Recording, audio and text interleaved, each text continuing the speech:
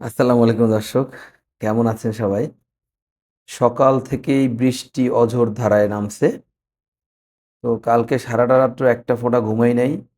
ছাগলের বাচ্চা হইবে লিগা। তো আলহামদুলিল্লাহ আজকে সকাল 6:30টার সময় এই বাচ্চা হইছে। তো আমি ওরে মুছাই টুছাই দিলাম। আর শ্লেষ্মা যেগুলো ছিল গায়ে ওগুলো এখন আর নাই আলহামদুলিল্লাহ। তো অবশ্যই ছাগল জন্মের পরে শুকনা নেকড়া দিয়ে এভাবে সুন্দর করে মুছিয়ে দেবেন। আর এই যে পায়ের খুর আছে এই খুরগুলো আপনি আপনার নখ দিয়ে সুন্দর করে খুঁটে খুঁটে ফেলে দিবেন। তাইলে উপকার কি হইবে? উপকার হইলো দর্শক আপনার এই যে ছাগলের খুর বাড়তি হইবে না ভবিষ্যতে। আর আঁকাবাঁকা হইবে না। ঠিক আছে? এই কারণে অবশ্যই এটা নরম থাকতে থাকতে মানে এইটা কিন্তু ১ ঘন্টা হয়ে গেলে আপনি আর এটা করতে পারবেন না। হ্যাঁ? তো এটা যত তাড়াতাড়ি সম্ভব ৪-৫ মিনিটের মধ্যে করে ফেললেই ভালো। এই ছাগলটা হইলো 100% দেশি ছাগল।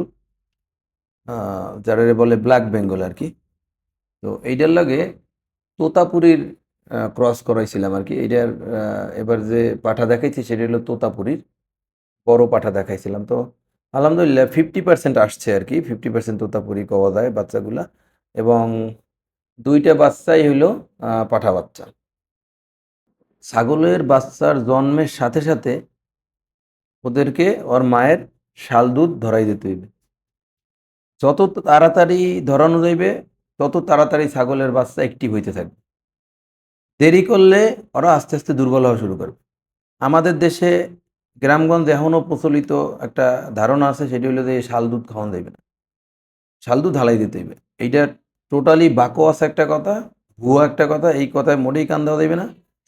শাল দুধ আরও যত খাওয়ান যাইবে বাচ্চা অত তাড়াতাড়ি আপনার আহ, সুস্থ হইবে। আর হইল কি মৃত্যু ঝুঁকি কমে দিবে। যদি কোনো বাচ্চা দুর্বল থাকে তাইলে তাকে হাতে ধরিয়া তারপরে ওর মায়ের দুধ খাওয়াই দিতে হইবে। আরেকটা জিনিস হয় কি, এই দুধটা খাওয়াইলে ছাগিও ভালো থাকে। ভালো থাকে কারণ কি ওর ওলানে দুধের যে ভার থাকে সেই ভারটা কমে যায়। নাইলে প্রচণ্ড পরিমাণে ব্যথা করে। এই দুধের ব্যথা কিন্তু অসম্ভব ব্যথা। আরেকটা গুরুত্বপূর্ণ কথা বন্ধুরা সেইটা হইল যে যখন ছাগলের এই বাচ্চা হয় বা হইবে তখন অবশ্যই একজন লোকের পাশাপাশি থাকা উচিত। না হলে অনেক সময় বিপদ হইতে পারে। দেখা গেছে একটা বাচ্চা বের হইছে কিন্তু আরেকটা বাচ্চা বেরোনোর মতো মানে বের করার মতো শক্তিও শরীরে নাই। তখন অবশ্যই এই বুড়ো ছাগলটাকে হেল্প করতে হয়। আরেকটা কথা হইলো রাতের বেলা এই বাচ্চাগুলোরে আলাদা রাখাই ভালো। নাইলে করে কি ওরা সারা রাত্র ওর মায়ের দুধ খাইতে চায়। এই কারণে বুড়ো ছাগলটার রাতের বেলা ভালো ঘুম হয় না। যার কারণে অনেক সময় দুধ কমে যায়, খাবার রুচি কমে যায়। তো চেষ্টা করতে হবে আলাদা রাখতে রাতের বেলা কমসে কম ১ থেকে ১.৫ মাস। বন্ধুরা, ছাগলের জন্মের পরে আরও অনেক কাজ থাকে। যেমন ছাগলের বাচ্চার জন্ম ওজন নোট করে রাখা, তারপরে নাভি কাটা, বুড়ো ছাগলের জরায়ু পরিষ্কারের জন্য আলাদা একটা মেডিসিন আছে।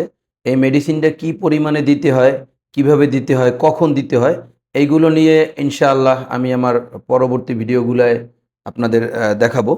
বন্ধুরা, প্লাসেন্টা বা গর্ভফুল পড়ে যাওয়ার পরে আমি ওই যে ন্যাকড়ায় একটু গরম পানি ভিজাইয়া সুন্দরভাবে বুড়া ছাগলটার ওলান তারপরে প্রস্রাবের জায়গাটা মুছাই দিই। তাইলে হয় কি মশা মাছি টাছি আর বসতে পারে না। তো যাই হোক দর্শক, আজকে এই পর্যন্তই। ভালো থাকবেন। আসসালামু আলাইকুম রহমতুল্লাহ।